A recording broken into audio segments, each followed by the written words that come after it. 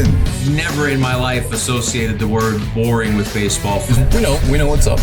Me? Yeah. Famous? Yeah. And I'm like giddy over there smiling like, we're about to win this shit. Did everyone give you crap? Give me a good host story. I'm not picking it up. We both love the game. We talk about it every day. Getting off baseball. Having some popcorn, you're fooling around your phone. I'd have to weigh mine for 3 hours. Hang on, because it's about to be a wild ride. There's nobody on the planet I'd rather be talking to right now than Joe Castiglione. Nobody. So Joe, big news.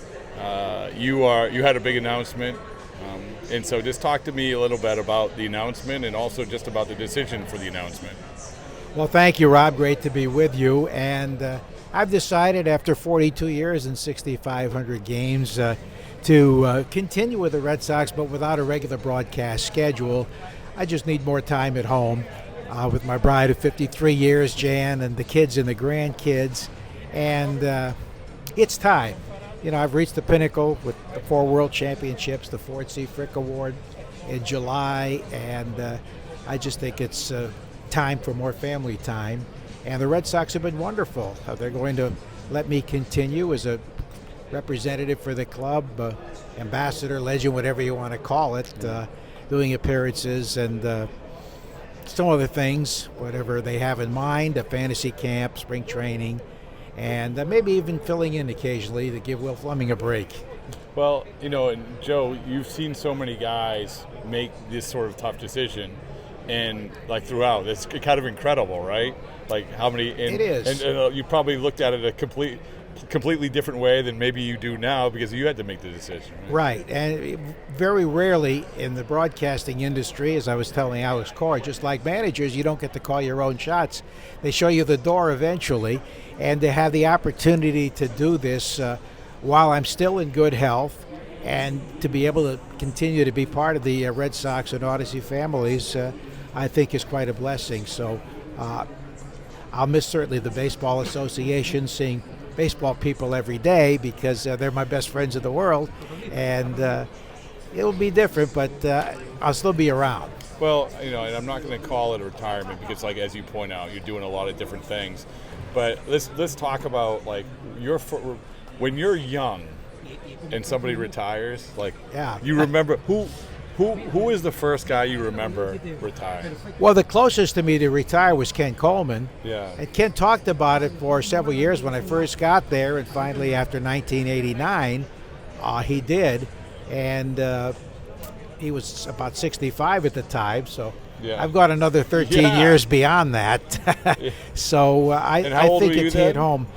When I came to the Red Sox, I was 36 when I got the first broadcast. I was 36, so I go out at 77. Well, and so when you're 36 and you see someone, what do you remember about how that felt? Well, it affected me because I was still part of the broadcast team, and Bob Starr came in, and I didn't give it a whole lot of thought. I never thought about being this age in any capacity, and here we are. So I think when you move along, you realize it, and you also realize the things you missed over the course of the travel. We did 162 games for maybe 35 years, and that's not really done much today. And it's the right way because the travel is so demanding. Players get days off. Broadcasters deserve days off as well. And I've been blessed to be able to pick my own 90 games the last 2 years. But it's time, I think, to not be tied down to a schedule, to be able to travel and do what we want when we want. When you're going through the process, was there any other time?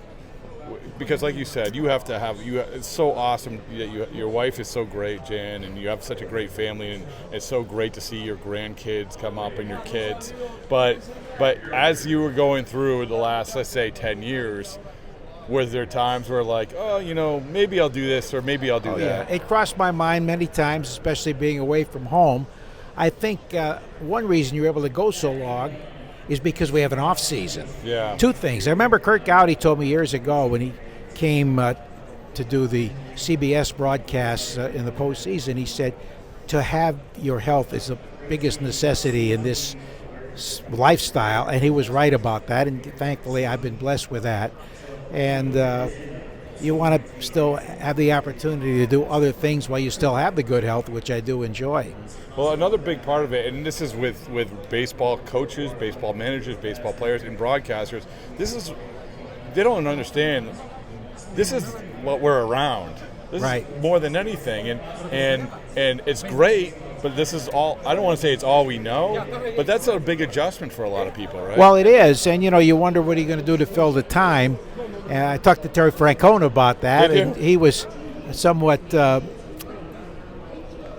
worried about what he would do to fill the time. I think he's been pretty busy playing golf and with his family, which is great.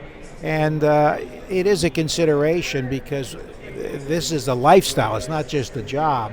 It's been a lifestyle and a very enjoyable one, except for the things you miss. And it's time to try to make up for some of that. Never make up for all of it, but you want to spend time smelling the flowers. Yeah, well, but again, there's so many people around you it's been so awesome, and will continue to be so awesome. But so when you're going through a season, what are some of the things that are the coolest? Like we know, like broadcasting is great. This is why you got into it. But maybe some of the things that people don't realize, like what's the greatness of it? I think the greatest time is before the game when you're talking baseball with baseball people, hanging around the batting cage or in the clubhouse and getting to know baseball people as individuals. Because unlike other sports where you have some clones, baseball people are unique. Their own personalities, they're very independent. And I think just the one-on-one relationships, and one thing I'm very proud of is the great number of friends I've made as players. You make a lot of acquaintances, but I've also made some very strong friends over the years. I mean, people like Andre Thornton and Rich Hill and Mike Lowell and others coming to my Hall of Fame ceremony. I mean, you can't put a price tag on that, and those are friends for life, and there are many others as well. One of the things, Joe, and obviously one of my professional highlights is just being around you, the time that I have. But one of the things when I used to go on planes and fill in the broadcast, how prepared you were. This is like, I honestly and it was the note cards. It was just writing stuff, sitting next to me on the plane, writing down notes. And I don't think people appreciate that enough because you didn't have to do that. Labor of love. I enjoyed doing the research. Yeah. I enjoyed preparation. And one thing that really helped me was having good recall, at least for baseball. Yeah. Maybe not for my financial situation or bank account, but for baseball, good recall. And that style helped me retain a lot of information. But it was fun to do. I don't do it as much anymore because I can rely on the experience and sort of kick back. But it was a lot of fun to do, and I think it gave me more confidence too. Yeah. Well, again, it's so prepared and so awesome. And so when you have young broadcasters come up, and we've talked about this a little bit, but attention spans have changed. But I think that the biggest thing is that, and this is why everyone loves you so much. One of the reasons. You got to be yourself, right? Right. Oh, yeah. And I think isn't that sort of the biggest mistake maybe younger broadcasters have? Exactly. You can't put on a phony voice. You're there 3 hours.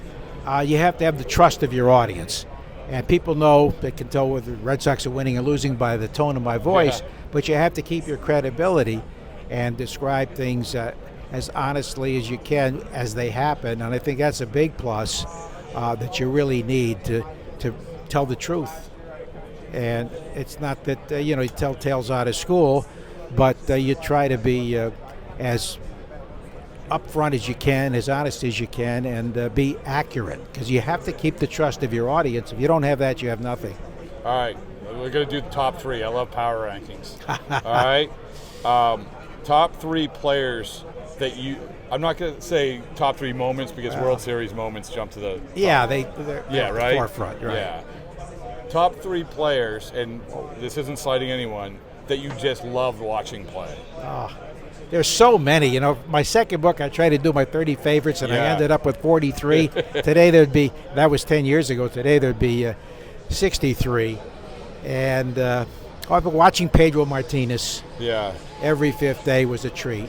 And having Roger Clemens or Pedro Martinez pitching every fifth day for 20 of my first 22 years, I mean, how can you beat that? It was amazing. And this is a franchise known more for hitting than pitching. Yeah. So those were awesome moments. And there are so many others. You know, watching Jackie Bradley make catches. Yeah. Jackie Bradley in the outfield was sensational.